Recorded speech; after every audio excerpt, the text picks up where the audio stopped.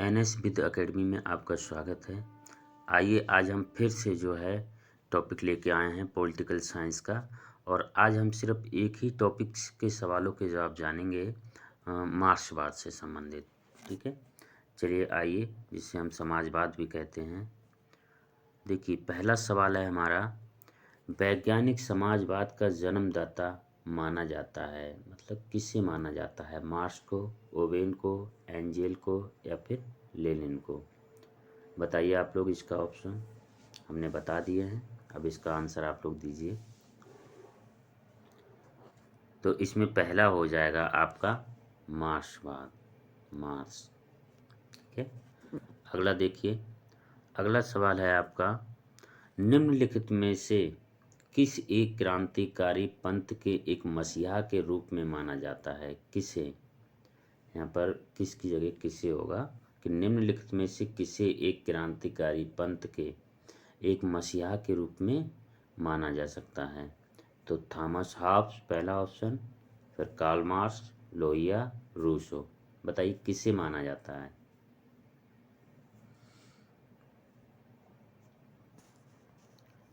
इसका आंसर होगा Karl Marx.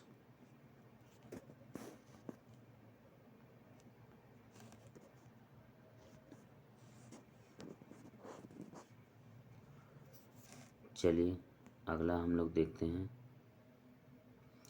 निम्नलिखित में से, सॉरी ये तो हो गया दूसरा, तीसरा देखते हैं, निम्नलिखित में से कौन मार्क्सवादी दर्शन की क्रांति से प्रभावित थे? कौन थे मार्क्सवाद की दर्शन की क्रांति से प्रभावित? बताइए आप लोग। इसका ऑप्शन क्या होगा?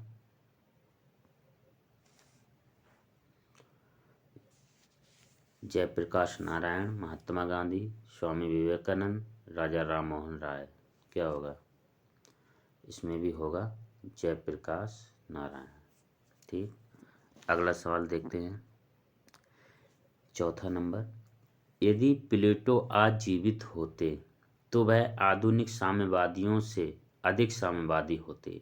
यह कथन किसका है? अरस्तु का, बर्कर का, मैक्सी का या फिर रूसो का? बताइए किसका है?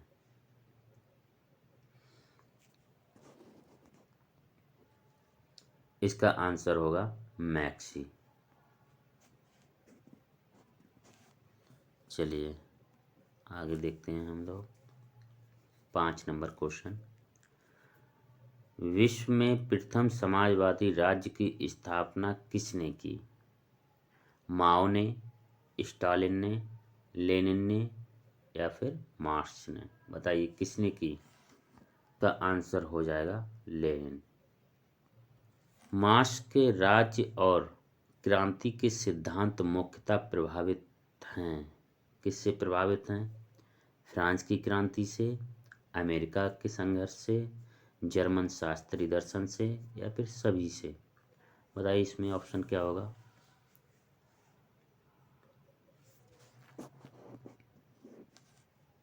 इसका होगा ए, फ्रांस की क्रांति से। चलिए आगे देखते हैं हम, वैज्ञानिक समाजवाद में निर्णायक तत्व हैं। देखिए कौन कौन से तत्व हैं? संपत्ति व संपदा का समान वितरण, उत्पादन के साधनों पर सामाजिक स्वामित्व, आय की समानता और शोषण का अंत, सामाजिक न्याय। बताइए क्या हुआ इसमें?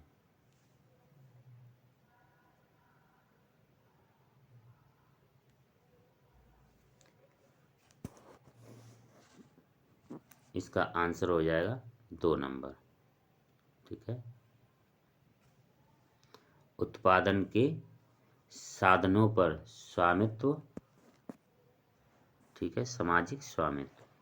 अगला देखिए, 8 नंबर सवाल, रॉबर्ट ओवेन का नाम जुड़ा हुआ है वैज्ञानिक समाजवाद से, स्वप्नीय समाजवाद से, श्रेणी समाजवाद से या फिर श्रमिक समाजवाद से?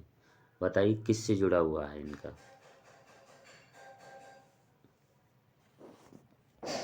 इसमें हो जाएगा नंबर 2, स्वप्नीय समाजवाद से। ठीक है, आगे देखिए, मार्क्स के अनुसार राज्य का अंत में लोप हो जाएगा, पहला विकल्प। अंत तक बना रहेगा, सर्वशक्तिमान बन जाएगा, उपरोक्त में से कोई नहीं। तो क्या होगा इसका आंसर? पहला ही हो जाएगा, अंत में लोप हो जाएगा। ठीक है, मार्क्सवाद के अनुसार राज्य का क्या होता है? अंत में लोप हो जाता है, सब समान हो जाते हैं। राज्य विहीन समाज की बात करता है ये, राज्य का अस्तित्व मिटाने की बात करता है। चलिए आगे हम देखते हैं। मार्क्सवाद के अनुसार राज्य है एक मानव निर्मित संस्था, एक क्रांतिकारी का परिणाम, देवीकृत रचना, उपरोक्त में से कोई नहीं। क्या है इसमें?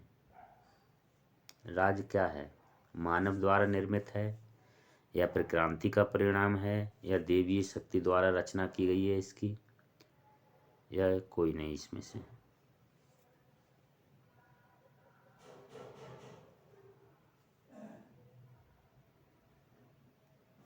इसमें आपका आंसर हो जाएगा एक मानव निर्मित संस्था है। ठीक है, पहला ही नंबर मानव निर्मित संस्था है, क्योंकि राज्य को जो है पूंजीपतियों ने अपने आप अस्तित्व को बचाने के लिए, अपने संरक्षण के लिए राज्य को निर्मित किया था। ठीक है, मार्क्स की बात के अनुसार। आगे देखते हैं। साम्यवादियों का प्रमुख शत्रु माना जाता है, किसे माना जाता है? इसमें ऑप्शन है राज्य, पूंजीपति, शोषित जनता, या सभी। बताइए इसमें क्या होगा? क्या होगा इसमें? इसका आंसर हो जाएगा आपका पूंजीपति। ठीक, पूंजीपति को अपना दुश्मन मानता था मार्क्स। चलिए आगे बढ़ते हैं हम लोग।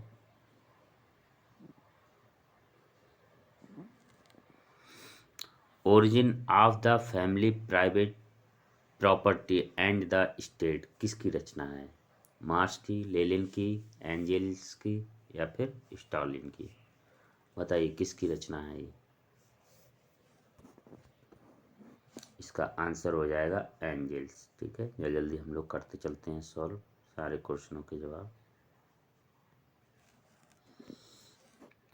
राज दरिंद्रों के शोषण के लिए धनवानों का षड्यंत्र है, किसका मत है? 13 नंबर क्वेश्चन देखिए। मार्क्सवादियों का, उपयोगितावादियों का, आदर्शवादियों का, या फिर अराजकतावादियों का? बताइए। इसका भी आंसर पहला हो जाएगा मार्क्सवादियों का। चलिए अगला को देखते हैं, 14 नंबर। अब तक के दार्शनिकों ने केवल विश्व की व्याख्या की, जबकि आवश्यकता है उसे बदलने की, किसने कहा? लेनिन ने, अरस्तू ने, मार्क्स ने, या फिर प्लेटो ने? किसने कहा बताइए। इसमें भी हो जाएगा आपका मार्क्स। ठीक है, अगला ऑप्शन देखिए। परिवार तथा संपत्ति विषयक साम्यवाद का प्रतिपादन किसने किया? बताइए। परिवार तथा संपत्ति विषय के साम्यवाद का प्रतिपादन किसने किया? लेनिन ने, मार्क्स ने, प्लेटो ने, अरस्तू ने? किसने किया? 15 नंबर का सवाल का जवाब हो जाएगा प्लेटो ने। साम्यवाद की बात करता है ये, परिवार की साम्यवाद की बात करता है, संपत्ति साम्यवाद की बात करता है। आपने पढ़ा होगा तो बेहतर जानते होंगे। चलिए आगे समझिए। 16 नंबर। प्रत्येक व्यक्ति को उसकी योग्यता के अनुसार तथा प्रत्येक को उसकी आवश्यकता के अनुसार इस सिद्धांत का प्रतिपादन किस सिद्धांत ने किया है? फेबियन समाजवाद ने, वैज्ञानिक समाजवाद ने, आदर्शवाद ने, उदारवाद ने? किसने किया है बताइए। इसका आंसर हो जाएगा आपका वैज्ञानिक समाजवाद। चलिए अगला ऑप्शन देखते हैं। मार्क्स का मानना था कि राज्य की उत्पत्ति वर्गों की उत्पत्ति के साथ हुई। राज्य का आधार शक्ति है, संकल्प न कि शक्ति राज्य का आधार है। राज्य जीवन के लिए, राज्य की जगह राज्य है। ठीक है, राज्य जीवन के लिए अस्तित्व में आया और शुभ जीवन के लिए बना रहा। बताइए इसमें कौन सा ऑप्शन सही होगा। इसका हो जाएगा ए नंबर। राज्य की उत्पत्ति वर्गों की उत्पत्ति के साथ हुई। चलिए आगे देखते हैं। मार्क्स के अनुसार निम्नलिखित में से कौन अधिसंरचना का भाग है? वर्ग, वैधानिक संस्थाएं, उत्पादन के साधन, दल। इसका हो जाएगा 2 नंबर, वैधानिक संस्थाएं। चलिए आगे देखते हैं। मार्क्स को सर्वाधिक प्रभावित करने वाले 2 व्यक्ति थे, हीगल और फ्यूरबेक, हीगल और रूसो, हीगल और रॉबर्ट ओवेन और सेंट साइमन। बताइए कौन थे जिसने मार्क्स को सर्वाधिक प्रभावित किया था? इसका हो जाएगा हीगल और फ्यूरबेक। ए नंबर है। चलिए अगला देखते हैं। 20 नंबर क्वेश्चन। निम्नलिखित कथनों में से कौन सा एक कथन मार्क्सवाद की सही व्याख्या करता है? पहला नंबर, आर्थिक शक्ति राजनीतिक शक्ति से उत्पन्न होती है। दूसरा, राजनीतिक शक्ति आर्थिक शक्ति से उत्पन्न होती है। तीसरा, आर्थिक शक्ति सैनिक शक्ति से उत्पन्न होती है। चौथा, सैनिक शक्ति राजनीतिक शक्ति से उत्पन्न होती है। बताइए कौन सा विकल्प सही होगा इसमें?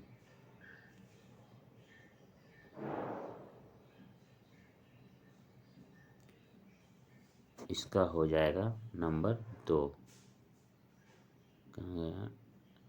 राजनीतिक शक्ति आर्थिक शक्ति से उत्पन्न होती है। ठीक है, आगे हम बढ़ते हैं।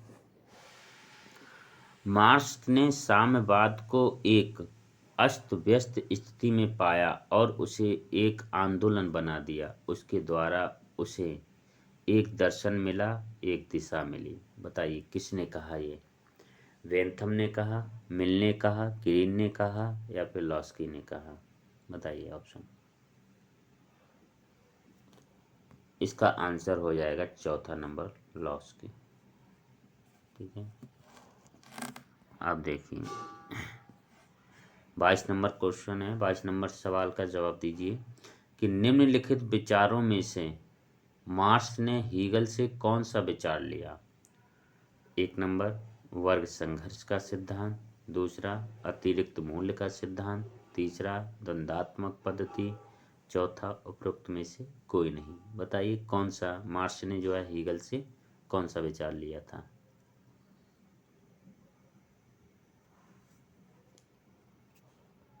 तो इसका हो जाएगा आंसर नंबर 3, द्वंद्वात्मक पद्धति।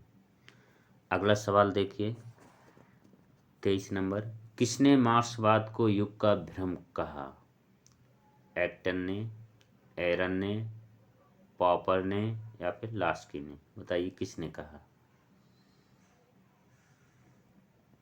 इसका आंसर हो जाएगा ए नंबर, एक्टन ने।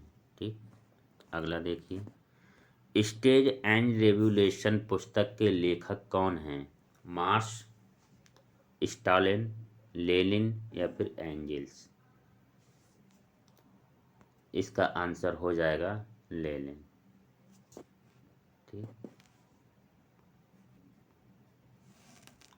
अगला देखिए इसमें लेनिन हो जाएगा।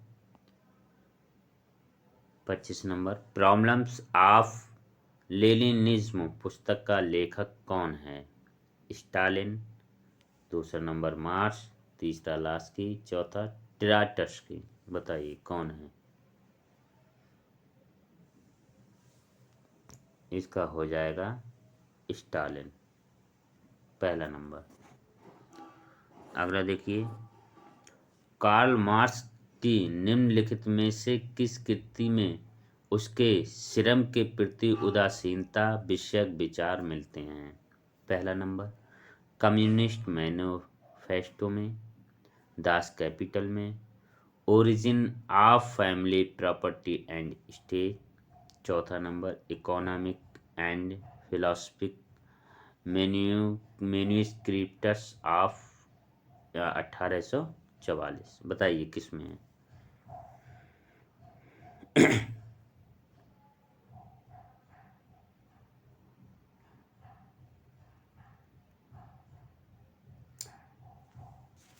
इसका आंसर हो जाएगा आपका economics and philosophy manuscript of 1844, मतलब 4 नंबर। चलिए अगला सवाल देखते हैं। इतिहास की भौतिकवादी व्याख्या के अनुसार सामाजिक संरचना के निम्नलिखित स्तरों की प्राथमिकता का सही क्रम क्या है? पहला नंबर उत्पादन का संबंध, दूसरा विचारधारा, तीसरा उत्पादन की शक्तियाँ, चौथा कानूनी और राजनीतिक संगठन। अब देखिए नीचे दिए गए कुछ से सही उत्तर चुनिए।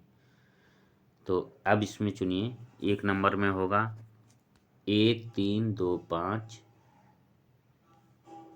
दूसरे में है 2 3 4 2, तीसरे में है 3 4 1 2, चौथे में है 2 3 4 1। अब बताइए इसको क्रम से आपको लगाना है। निम्नलिखित स्तरों की प्राथमिकता सही क्रम क्या है? सही क्रम से इसको लगाना है। बताइए इसका आंसर क्या होगा। देखिए उत्पादन की शक्तियाँ, फिर उत्पादन का संबंध, फिर कानूनी और राजनीतिक संगठन, और फिर लास्ट में विचारधारा। चलिए अगला ऑप्शन। किसने कहा कि प्रत्येक क्रांति सामाजिक है? क्योंकि यह पुरातन समाज को नष्ट करती है। प्रत्येक क्रांति राजनीति है, क्योंकि यह पुरानी शक्ति को नष्ट करती है।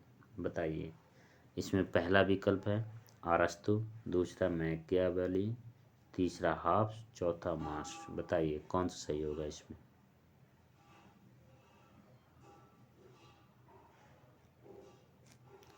इसका आंसर हो जाएगा 4 नंबर मार्क्स। ठीक, चलिए आगे हम लोग बढ़ते हैं। मार्क्स के अनुसार वर्ग ऐसे लोगों की एक समष्टि है जिनकी सामाजिक, पहला नंबर है, जिनकी सामाजिक पृष्ठभूमि एक जैसी है, जो एक ही व्यवसाय में हैं, जिनकी एक जैसी राजनीतिक चेतना है, जिनकी आर्थिक व्यवस्था में एक जैसी आर्थिक स्थिति है। बताइए कौन सा सही होगा इसमें। इसका आंसर हो जाएगा 4, जिनकी आर्थिक व्यवस्था में एक जैसी आर्थिक स्थिति है। अगला सवाल देखिए।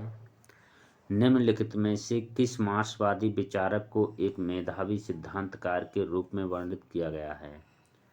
पहला नंबर लेनिन, दूसरा ग्रामसी, तीसरा पाओ, चौथा काटस्की। बताइए कौन सा सही है इसमें। इसका आंसर हो जाएगा 4 नंबर काटस्की। चलिए अगला देखते हैं। ग्रामसी के अनुसार राज्य एक वर्ग द्वारा दूसरे वर्ग पर आधिपत्य के कारण अस्तित्व में आया है। आधिपत्य का सबसे महत्वपूर्ण पक्ष है शासक वर्ग का बौद्ध एवं नेतृत्व, उत्पादन के ढंग, शारीरिक प्रभुत्व, सर्वहारा की संख्यात्मक शक्ति। बताइए कौन सा सही होगा इसमें।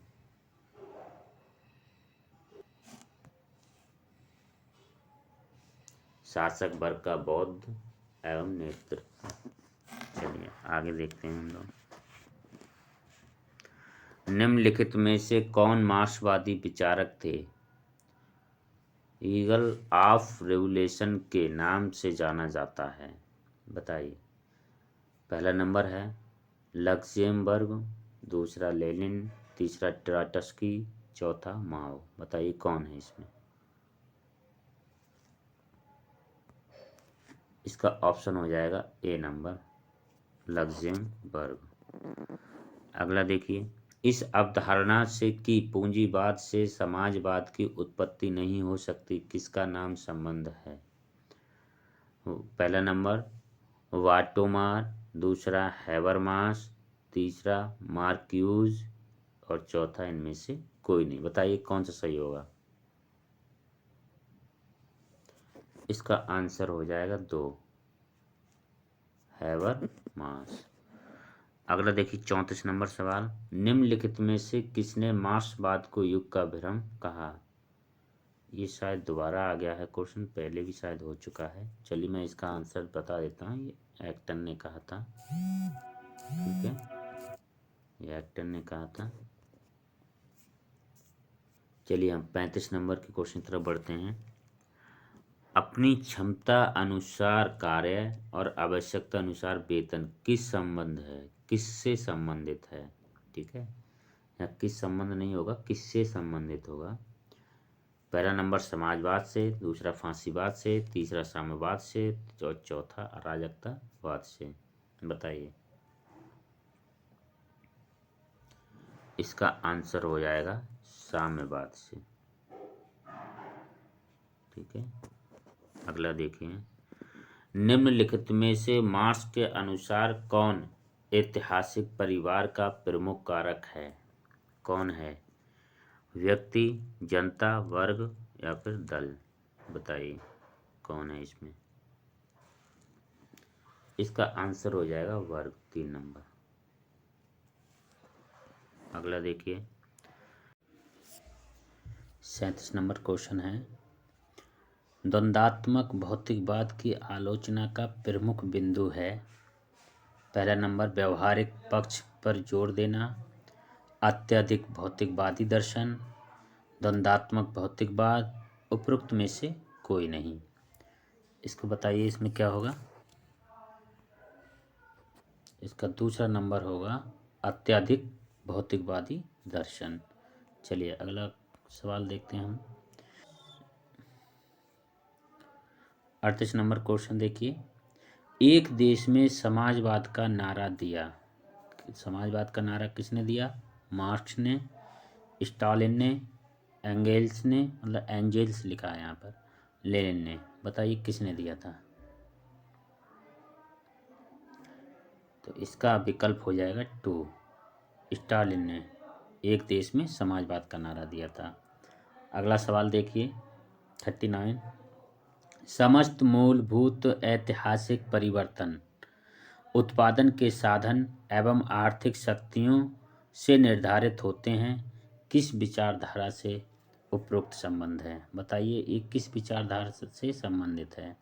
पहला ऑप्शन है इसमें मार्क्सवाद, आदर्शवाद, व्यक्तिवाद और फांसीवाद। इन चारों बताइए ये किससे संबंधित है। तो बहुत सिंपल सा इसका आंसर है, ये संबंधित है मार्क्सवाद से। चलिए अगला सवाल हम देखते हैं 40 नंबर, किसने कहा है कि एक दल की तानाशाही मजदूर वर्ग की तानाशाही नहीं है, अपितु मजदूर वर्ग पर तानाशाही है। ये किसने कहा है। गोर्बाचोव ने कहा, काटस्की ने कहा, खुश्चेव ने कहा या नरेंद्र देव ने कहा। बताइए किसने कहा। तो इसका आंसर हो जाएगा काटस्की ने कहा, दूसरा, इसका विकल्प दूसरा। देखिए हमारे 40 क्वेश्चन थे, ये हमारे पूरे हो चुके हैं। चलिए मुझे उम्मीद है कि आप लोगों को समझ में आया होगा।